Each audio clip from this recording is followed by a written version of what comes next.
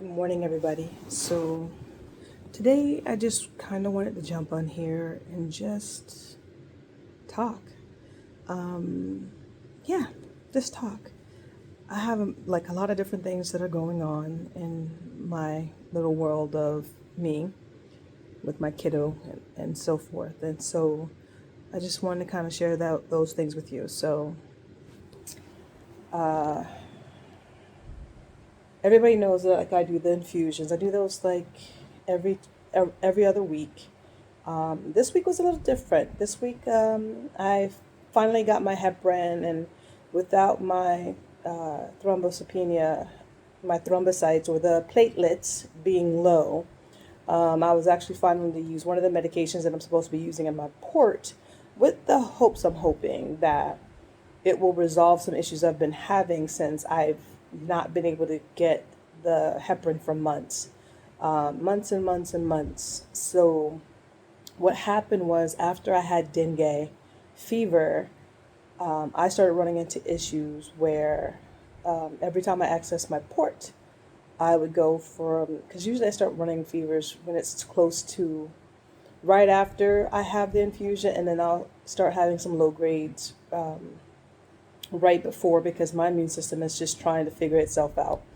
I don't have much of one at the moment, and the infusions help strengthen my immune system to make more sense. So because of the GBS Amen, AMAN, so I just call it AMAN variant that I have, it doesn't attack the peripheral nerve lining or the myelin of the nerve. It actually attacks the axon of the nerves, which gives me some different presentations. The other issue I have that we discovered was when I went in for testing with my allergist. I was telling him like, yeah, I'm always sick and don't really know why. And whenever I get sick, it's always like a big sick, not a little sick. Common cold can beat me up sometimes. So he ran some labs, and this is before I started at the beginning, the first time I ever had, right before I had immunoglobulin for the times, or the intravenous immunoglobulin, and directly after. So I got two tests. The first test showed, in essence, that my immune system was really not kicking off like it should. And what I was told was most likely it's because the it was most likely because I had gone 15 years with an autoimmune disorder untreated.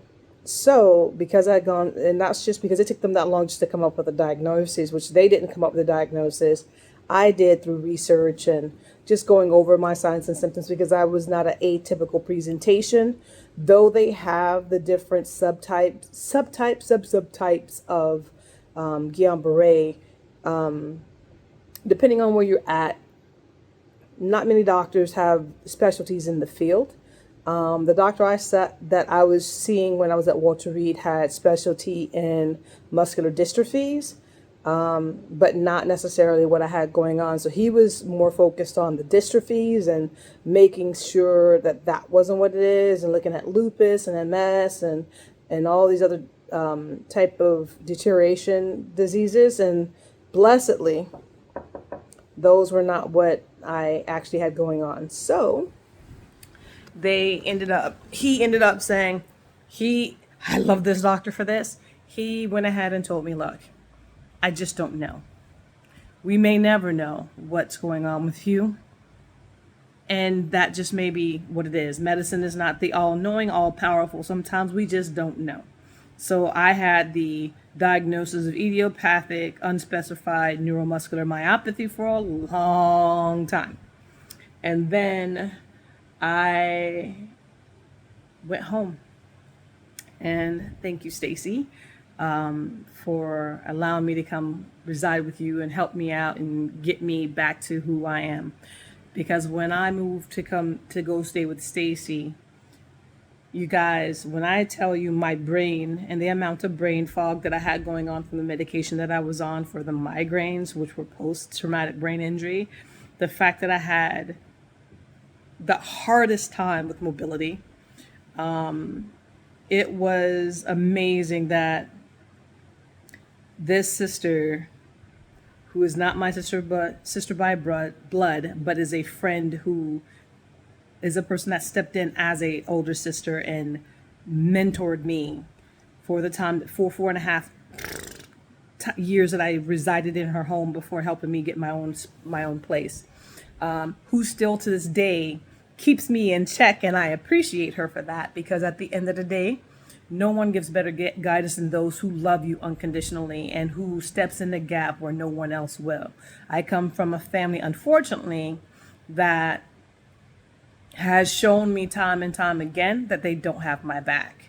And I've met some new family members and I haven't quite gotten to know them as well yet, but the family members that I grew up with and around, from 12 until, I want to say from 11 and a half, 12 until I was 16 and a half, that I've engaged with for the majority of my life, no, they don't have my back 99.9% of the time. And that's okay. It is what it is. We all have our trials and tribulations. I think for me, that has made me stronger. It has made me more self-sufficient and wiser to a degree. And as they say, I'm an old soul because I've literally been taking care of myself since I was very, very young. But back to this story. So because they don't know they didn't know the sources, I did the research because I had a couple of different diagnoses that I thought it could be. Because I also was dealing with what they call hyper-CKemia, or hyper-CK levels when they drew my blood. That started after I got into a car accident where a lady turned her vehicle, instead of turning right to exit for some strange, goofy reason, she turned left. No, instead of getting off to exit, she switched lanes from the far right lane, which is where the exit was, to the far left lane, and then proceeded to turn right directly into my car, hitting the driver's side of the vehicle. And the consequence of that, because at this time I was in the Air Force up in Oregon, the consequence of that was, besides the excruciating pain that I ended up being in later, the consequence was I was like at stage 3 kidney failure. My kidney started to shut down because my enzymes, the muscle enzymes, the CK levels shot through the roof. I think it was like over 13,000. And because I was in Portland, but I had to go back to where I was residing at, which was not Portland. I had to go back home. So I had my niece and my nephew with me because I was training and they could watch themselves during the day, and they would hang out, with me. Wherever I go, they go. So I had to take them home and drop them off to a friend's house for her to supervise them, because they were telling me that they wanted me admitted to the hospital. And I told them what I would do is I would return, because now I'm on a LOD, line of duty. You can't just kick me off. And I told her I would return. I was going to go back, and I went back I stayed home and I drank gallons upon gallons of water to the point where I was flushing my system out as best I could. I think I was going through, like, in the time frame that I was home for maybe under 12 hours. I went through 3 to 4 gallons of water in that time. So by the time I re-arrived to have them run labs on me again, the doctor was quite shocked. He goes, "You left AMA, but even though you left AMA, your CK levels have come down significantly, so that I went from like stage 3 to like stage 1 or something like that. Weird. And I can't remember the specifics. I just know that the CK levels dropped significantly enough to where they weren't as worried. So his response to me was, "Keep doing what you're doing, but I'm going to put you on fluids here to help your system flush, because you can't drink enough water in a day," though I did show them that I technically could, but they wanted me to have a little bit more than just that. So they gave me fluid while I was in there to see the doc. And then I ended up getting like 2 bags of fluids, and then I was able to release back to my command. And then once I got to my command, we did the paperwork. And the blessings was I had witnesses to the accident that were military, and they were able to help me with what I had to do in that regard. And then we left and went back. I went back home after I did what I had to do. And then I made arrangements to seek treatment while I was home and monitoring. So it took me from that date of accident. It's been here. I have not had a normal CK level since, guys. So because of that, the diagnoses that I originally thought it was, I'm trying to remember what it was called, because it's been a while, guys. Let's ask my phone. Elevated.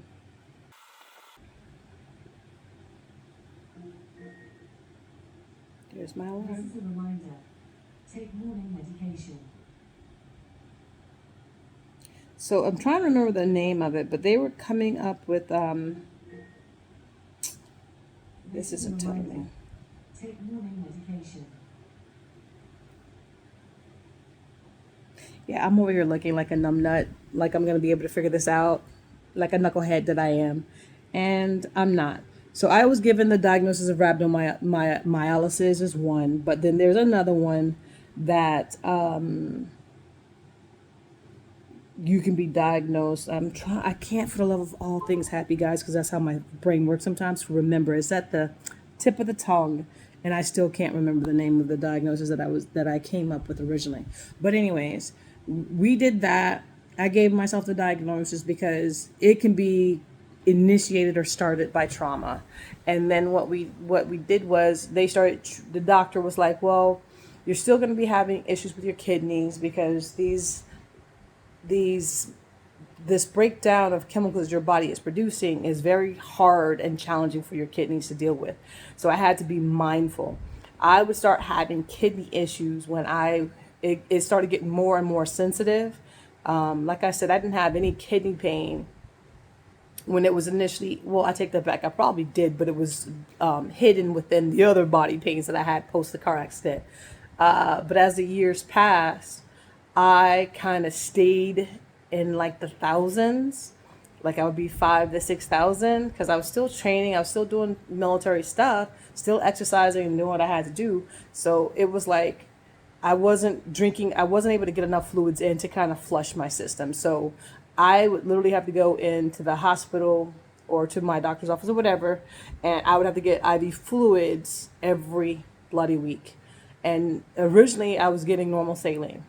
Didn't have any issues with normal salines, but every week I would be in the hospital getting 2 to 3 bags, 1 or 2 bags of fluids, in order to keep it's like a standing order. We'll see you here, and to come in and get your fluids, and you go about your merry little way.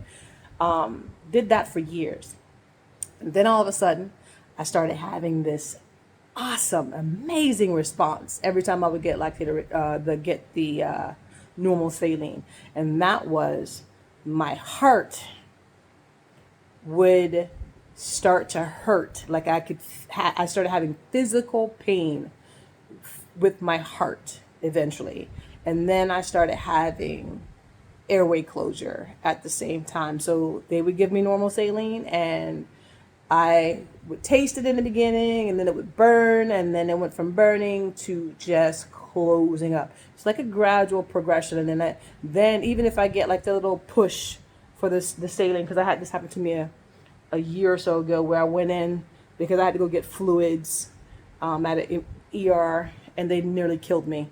They literally nearly killed me. And the nurse that had done the error, even though I had told the doctor I was allergic, what I was there for, and I told him I was allergic to normal saline. It was either the preservative or something that was in it, but it caused my body to react in a very negative way. So They hooked me up. They were setting up an IV line because I was going to be getting fluids again. And the nurse did not pay attention to my chart or the information there and pushed normal saline. And as I was there, I wasn't even paying attention, nor was I looking because I was having a conversation with my daughter. So I was looking the opposite direction when they pushed it. But as I was talking to her, my chest started to hurt, and I immediately, within seconds, my voice tightened and my throat started closing up. And I was like, I looked over, I said, "You just gave me normal saline?" And he's like, "Yeah." I said, "I'm allergic." And his response was, "No, you're not." And I'm like, "I cannot breathe. And you just gave me," and I'm talking like this, "You just gave me normal saline." And they still did not go into immediate protocol for anaphylaxis. He just sat there chuckling to himself and talking to his coworker about, "Oh my gosh, she says she's allergic to normal saline." I can't believe it. Look at the way she's responding.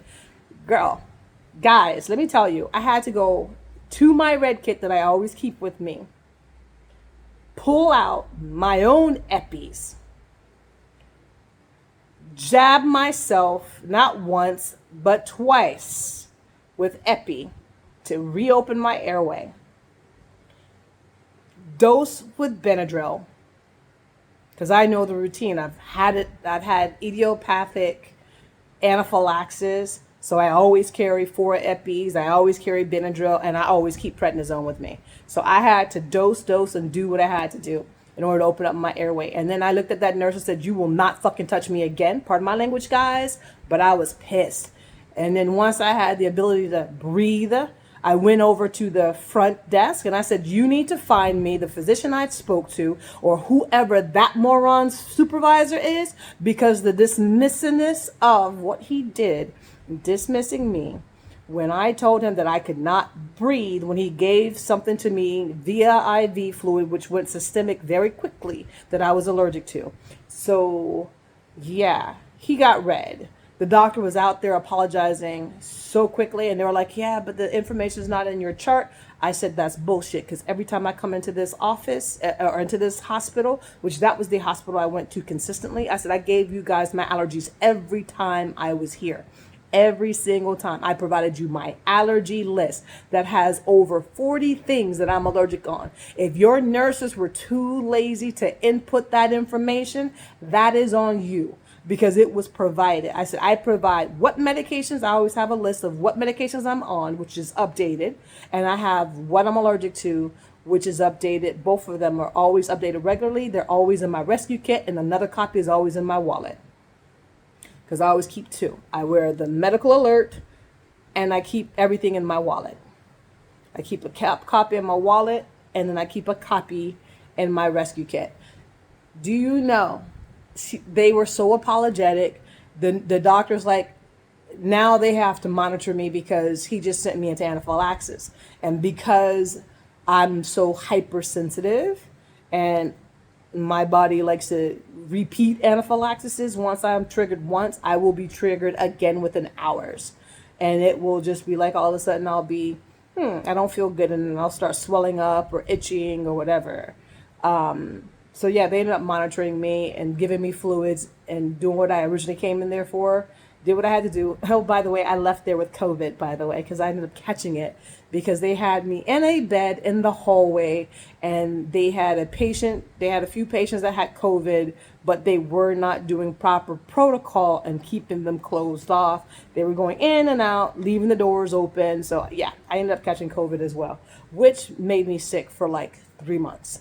So did I go back to the hospital? No. Could I have sued them? Yes. But it is what it is. But back to now, what I want to talk to you about today. At the end of the day, things can just be challenging. So here's my challenge for this week. Last week on Friday, I did my infusion. As you guys saw in the previous video, I did my infusion. I did the heparin. Heparin is new for me.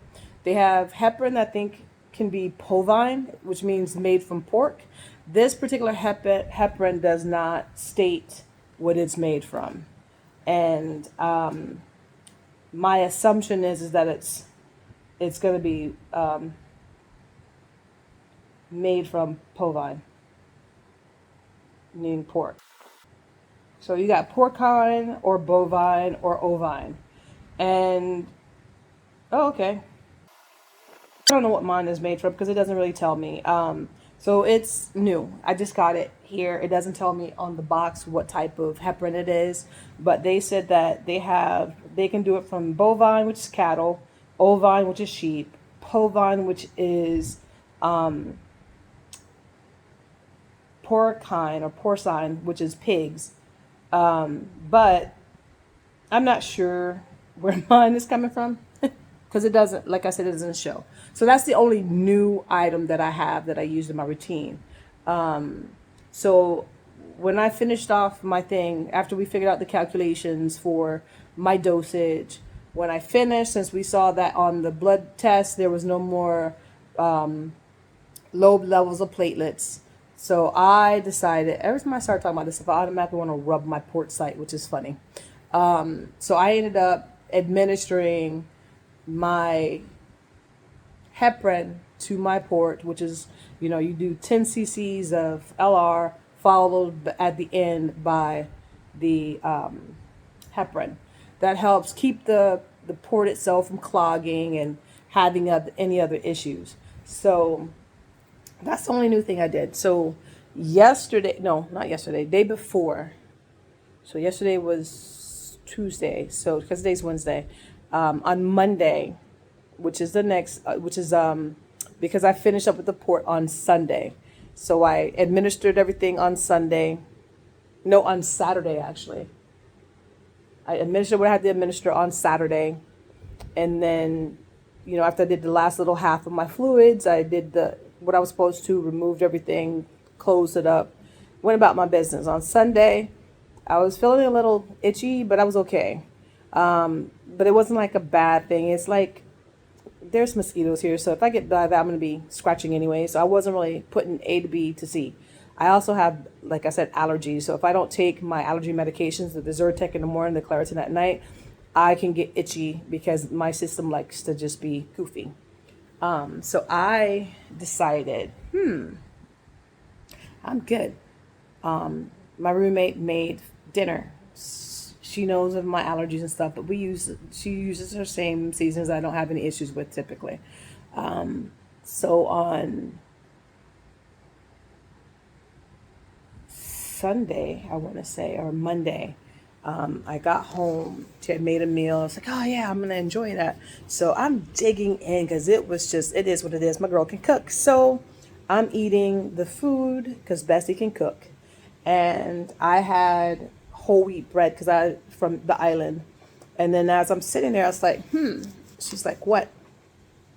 I don't know. I said, my throat's a little itchy. My eyes are itchy. My nose are itchy. My face is getting really itchy. And now I'm starting to get itchy everywhere. I said, we're sure there's nothing in this food that I'm allergic to? She's like, no, Carlita, I'm very, very careful because of your allergies and there shouldn't be anything. I said, well, something here is making me have a reaction. So my daughter ran for the Benadryl because you guys, I go through bottles. So I have cases of liquid Benadryl. And the reason why it's liquid is because it has to be dye free, number one. And number two, liquid tends to react and get absorbed quicker than a pill. So I prefer the liquid. So I dosed my Benadryl because I already had Zyrtec that day, so I shouldn't have been having any responses from normal allergy stuff. But when it's something that I ingest that I'm allergic to, that's a different story. It can trigger even on the second gen medications. So I took the Benadryl and started to feel, I'm like, wow, that's interesting. And I was like, well, I still need to go study, so eventually the itchiness started to kind of subside a little bit, and I didn't think anything of it other than, hey, I need to study for this test. So I went back to studying, got my water, my tea, and came back to the room and started, studying. The next day, which was Tuesday, I got up in the morning. I had the bread by itself. I know I had the bread. Oh, let me go back a little bit. That night, I was like, oh, but I'm still hungry. So I went back and had a second serving, because it was like pasta and like a meat sauce that was very, very fetch. I decided I didn't want the pasta because I'm just not a big, huge fan of pasta, but I wanted the sauce. So I got the sauce, the meat sauce, and again, I ate that with some bread. Absolutely loved it. And I seemed to be okay, but again, Benadryl was on board at this point, so I was like, okay, I'm not gonna worry about it, I'm good. Next morning, I got up, I was like, oh, I just want bread. I didn't really want anything else, so I just ate bread by itself. And I want to say, as I was sitting here, within 30, 20 minutes or so, my lips started to swell, my face started to break out. I started getting hives on my face, like little bumpies on my face. My arms and everything started to itch really, really bad. And the longer I sat here, my throat started to close up. So I think it was most likely the bread that was triggering my. It's fresh bread they make here on the island, but I'm thinking that that's what was triggering my allergies. The problem I have is because I ingested an entire dang on loaf in a 24-hour period, because they're little baby loaves. I kept re-triggering for the rest of the day. So even I got to the point where my throat, I could feel the pressure of my throat kind of coming out a bit because everything was starting to swell. So I had no choice now at this point, because now the reaction is worse. Is now I have to do my protocol for anaphylaxis. So that meant I had to do a jab. My first pen failed. The cover did not come off, which I thought when I popped the cover that the cover had come all the way off, but there was another piece that was supposed to pop off too that I didn't realize, because it's been so long since this is a different type of epi that I'm using. This is a TwistCon. So this is a different one than what I'm used to using. So it's new for me. But anyways, I realized, I was like, yeah, I'm not feeling the effects of heparin, or not heparin, of epinephrine. No heartbeat, no nothing. I said, something's not right. And I said, I should be bleeding or something, or pinprick, something. And so then we pried open my red kit so that I could pull the pen out and take a good look at it. And I was like, what is this? And I pop it off. The epi starts spraying epinephrine everywhere. So I was like, okay, so yeah, that didn't get injected into me. So then I take out the second one, I do a jab, and that starts to help to open up everything. Because I was starting to get into panic mode. So I always carry multiple for that reason. And then I redosed with Benadryl on top of that. So I did the Benadryl, the epinephrine, and then now I have to do Benadryl every 4 hours for the next week. I am on prednisone to reduce my immune response, but I'm on prednisone as well.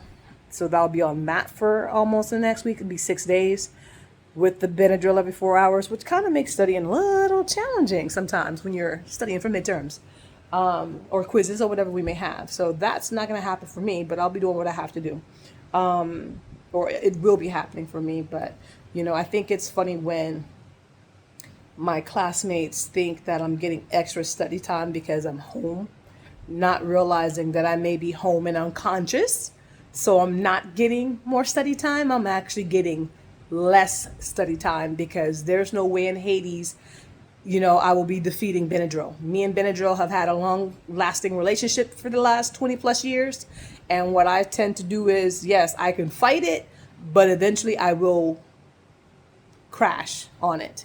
But anyway, so like this morning I woke up, I'm still itchy because I haven't had the Benadryl yet. I'm getting ready to. So I'm still itchy. I'm still a little tight in the airway, but the Benadryl will help that. And clearly you guys can hear me talking. It's just a light little air issue. But yeah, so when you're in like this type of situation where you're having one medical thing after another medical thing after another medical thing take place, it becomes overwhelming for me sometimes. And I can often find myself in a dark place because You're going through trials and tribulations one after another after another. And I have a rule for myself, and that is I am allowed to sit and stew and have my Eeyore moment for no more than 48 hours. And after 48 hours, I have to suck it up, find that silver lining, and move forward. And that, my friends, is sometimes the hardest thing to do, especially when you're trying to be an encouragement to others, which is my stick on my social media, is I'm always trying to give positive thoughts on how life is treating me, even with all the things I have going on. And so for me, I wanted to share what my positive thoughts are.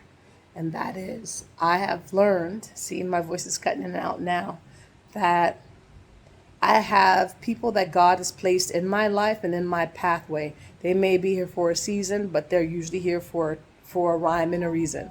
And in them being here, I have found that they are encouraging. I have people that I know that are very encouraging to me, and I absolutely adore who they are and being that encouragement for me. And they allow me to be encouraging to them as well. I forgot to switch my back to auto mode. It was still on manual, so I have not been receiving insulin since 8:50 yesterday. That's my ADHD moment. Sorry, guys. I apologize. I'm a tangent brain. I have not had my morning Strattera, but I do need to get my insulin, my sugar levels back down, because with me being on the prednisone, I am going to be fighting with stability of my sugar levels, because prednisone causes sugar levels to be elevated. So I am going to do my darndest to not have to go through the trials and tribulations of that. But anyways, back to my positivity or my positive thought. Just kidding. I have to remember that at the end of the day,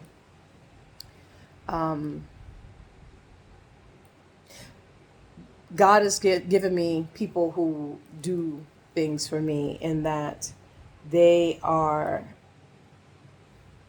placed in my life to guide, to challenge, to strengthen, for whatever reason it may be. And since I've been here, I've found a few people, couple, two, that I just click with right away. And one of those people is Anna. She's encouraging. We can sit and talk, and we don't have to talk. I can be in my room in my dark and dreary and be in my Eeyore mode, and I don't have to worry about her bothering me much. And then she's very good. She's a chosen auntie for my daughter. She told my daughter just call her auntie, so that's her chosen aunt. Not related by blood, but chosen. And we have found that in my life, I have a lot of chosen family.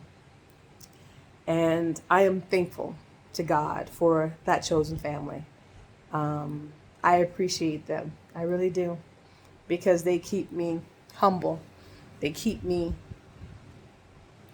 focused. They allow me to give over control. Because, guys, I have been in charge of my existence, I feel like, since I was 5 years old. And being a firstborn twin, you're put in a situation, or I was put in a situation where I was my sister's keeper. And that mentality meant that I had to always be in charge, even though I didn't want to be. I kind of want to be in the wayside and be treated as a kid, but I was always treated as an adult. Yeah. But I think I'm making up for that because, hello guys, do you see this anime shirt I'm wearing? Do you see this foolishness? I'm in anime stuff all the time. I like to geek out, and I enjoy geeking out. My blanket is anime. My other blanket here is anime. I just enjoy anime, guys. I really do. And I even have a light that's over there that's anime. Let's see. You guys, even that light over there is anime. Oh, yeah. At the end of the day, we do what we have to do. And my happy place is ironically sitting here in my space, just processing day to day things. I like sitting alone. I like to meditate and ground myself. And I find peace in that. I find happiness in dealing with my obnoxious little daughter, but she is my existence. I am her chosen mother, not her birth mother, but she's mine, and I'm teaching her how to strengthen and build up herself and to walk in confidence in spite of her autism, you know. And with girls, autism is diagnosed later, and for her, clearly it was diagnosed later. I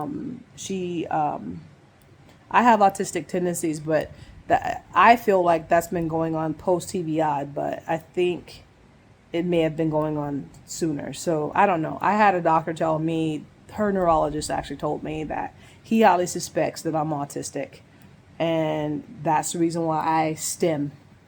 But I was like, well, I'm ADHD, so I stim because of that, I think. But he's like, no, I think you're stimming because you are not just ADHD.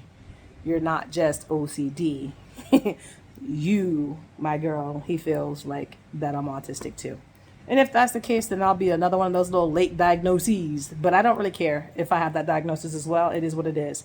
I have my 3 diagnoses that I'm working with right now, and that's ADHD, OCD, and cognitive disorder. And I also am dyslexic in reading and writing.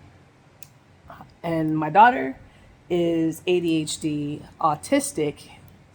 She's high functioning, as well as, because I see her writing, she's dyslexic. For some strange reason, for dyslexia and the autism, they didn't want to diagnose her for nothing until past the age of 8. She's 12. She still has not, though she writes things flippantly, they still haven't diagnosed her with the dyslexia. They still have not, it took me fighting for the diagnosis for the autism, which she got that at like 10. So the ADHD diagnosis came earlier. That she got, I think, at like 10 years old. So that came, the diagnosis for the ADHD came first, and then the diagnosis for her for the autism came later. They just give you the generalized ASD because there's no more Asperger's or whatever like that, subunits or whatever, but she's Asperger's. She started talking at 3 months, guys. 3 months. And hasn't stopped talking since. Her vocabulary is amazing. Her sense of speaking is amazing. But she's brilliant in languages and speaking, but she has struggles in mathematics and some of her other subjects. And I'm okay with that because, you know, I have to tell her, we're not bright in everything. We're going to be brilliant in certain things and not necessarily in other things. So it is what it is. But my positive thought is that I'm blessed. I have a kid that's amazing. I have friends that are amazing, that have my back, and I have chosen family members that look out for me and that have my back. And I am now trying to work on this med school thing and praying that I do better and better and better. So that's my next goal. I've been studying for these tests, but I feel like I do worse the more I've been studying, which is crazy because I've studied for 2 exams and the grades I got were worse than the grades I had when I didn't study. So that doesn't make any sense to me that I'm studying, but I'm doing worse. So I think that may be because my brain is prepared for NBME and it's not, or our CAS exams, and it's not really focused on these little quizzes that we're taking. So we have CAS coming up next week. So, which are our midterms. We'll be doing those next week, and I'm hoping that those will be where I'll excel, prayerfully. But I will be doing, hey, you can't just trust in God. You have to still do the work. So I'll be studying for all of my exams, going through my videos and making sure that I understand the concepts in the videos and just doing that each day, new sets of videos, until I get through all the information I need to get to for this particular midterm, these set of midterms. And then I'll do the same thing. I'll start doing the videos over and over again until we get to finals, so that when I get to finals, I will get very high final scores. That's my goal. And then hopefully what'll happen is I will come out with an overall B for all my classes, and that way I'll maintain my scholarship. So that's my hope, guys. But those are my highlights for today. Those are my thoughts. I really do appreciate you guys for just listening to me today and letting me babble. Yes, I'm a little all over the place. Again, I didn't take my Strattera. I didn't write a script for this because I usually don't. I usually just kind of like to sit and talk, and that's what I decided to do today. I don't get to go to school today because clearly, as you can hear, I'm still struggling with the allergy issue. And yeah, I'm starting to itch. The allergy issues and the response of it. My physician will be giving me a note to return to school once we know that I've stopped responding. But until then, I'm going to be stuck at home studying and doing what I need to do to get, oh, even my eyes are itching, to do what I got to do just to make it through the day. Allow me to say this to you. Even in our trials and tribulations that we have, in whatever struggles that we may have, guys, we have to figure out whatever it may be. Let's never take the easy way. And you guys know what I mean when I say the easy way. We're not going to take the easy way out because it's hard. We're going to always try to persevere and strengthen and be resilient. Resilience is moving on and through a situation in spite of it being hard and finding your way through. It may be a struggle, it may be hard, but you still make it through. God does not call for us He doesn't give us more than we can bear. And sometimes I think the issue is that people forget that we're not burdened with what we can't survive through. And sometimes will take the easy way out versus persevering. Job went through hell and high water. If you read the book of Job, he lost his family, he lost everything. And in spite of it, he still persevered. He was resilient. And in the end, he was blessed. So that is my goal. I am right now doing what I was called to do. My gift is in healing. People are going to say, oh, but you're not healing yourself. I'm healing in other ways, and I am healing myself.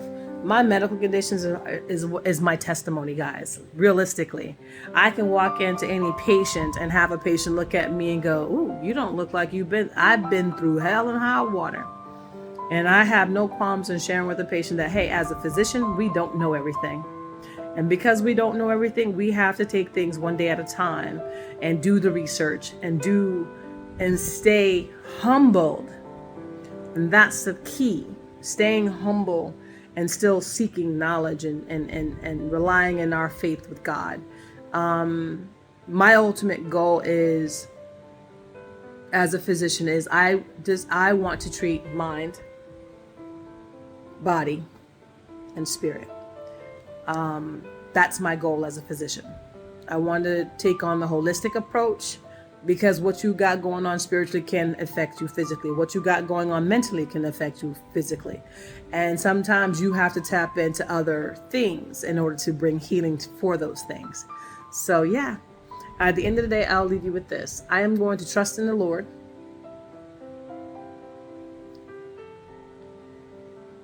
I'm going to trust, Proverbs 3:6. I think it says, trust in the Lord with all your heart. Lean not on your own understanding. In all your ways, acknowledge him, and he will direct your path. Proverbs, yeah. And in all your ways, acknowledge him. So Proverbs 3:6.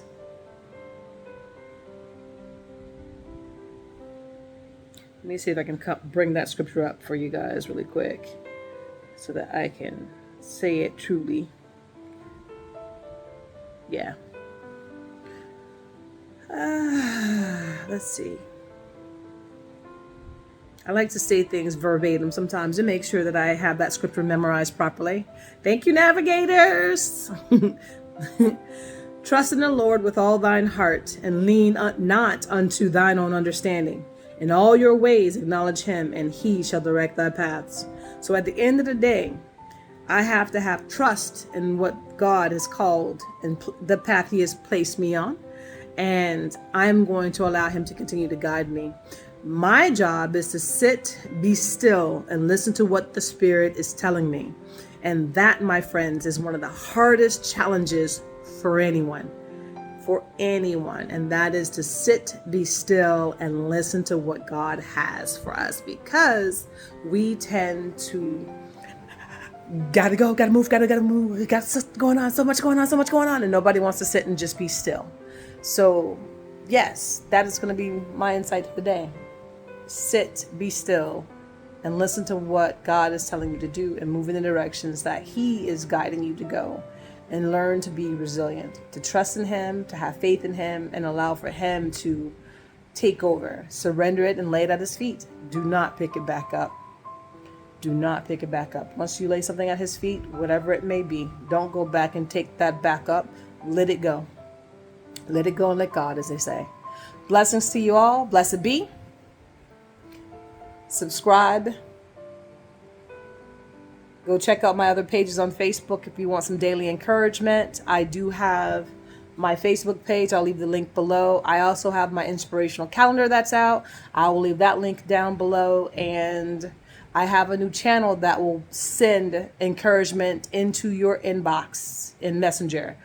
And I'll put that link down below. I appreciate you guys, and I appreciate those that are following me, and I appreciate those who will be following me in the future. Many blessings, and blessed be. Bye for now.